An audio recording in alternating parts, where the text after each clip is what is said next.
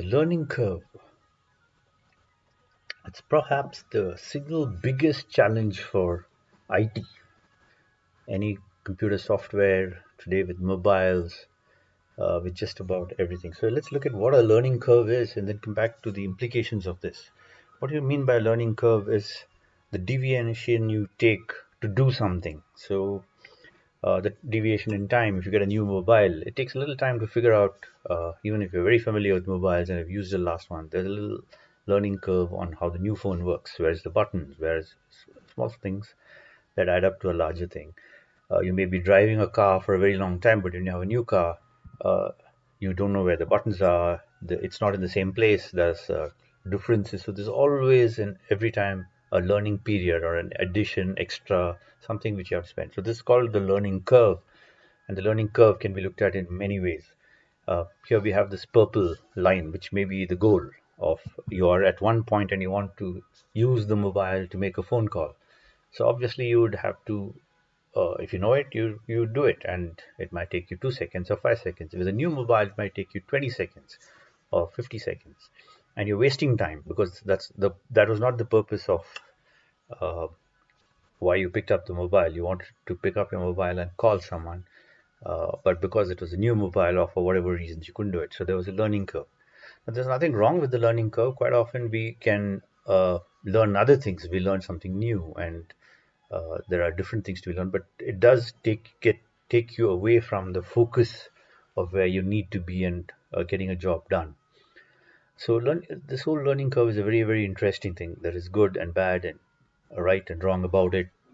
Uh, some companies are willing to pay for you to learn, other companies are not. There's a cost to it. There's a time and cost. Time means money, and there is a cost. So let's thinking about this further. So if we have this purple line, we want to go from point one to point one. The shortest route would be the blue line, directly. You go from earthing to get something done, and there's no learning curve. Now, the moment the technology or there's a user interface and you have to use a tool, for example, if you have to lift a load, if it is 3 kgs, you'll just go and pick it up. If it was 20 kgs, what would you do? You'll pick it up perhaps. If it was 200 kgs, what would you do? You're going to need someone, or you'll need some kind of lever or some machines to put that onto a pallet before you move it. What if it's 200 tons? So now you have to learn about cranes, operating a crane, getting the right size of crane, and you have to learn how to operate the crane before you're able to move that 200-ton load. So anything and everything has a learning curve, whatever you do.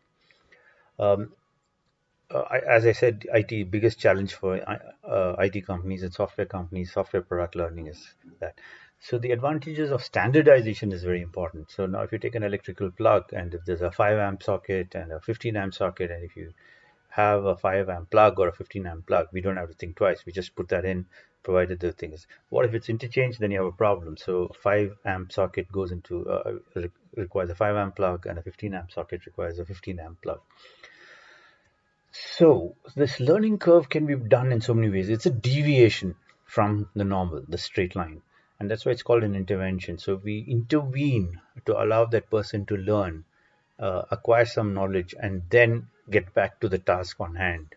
So the training or learning is the learning curve.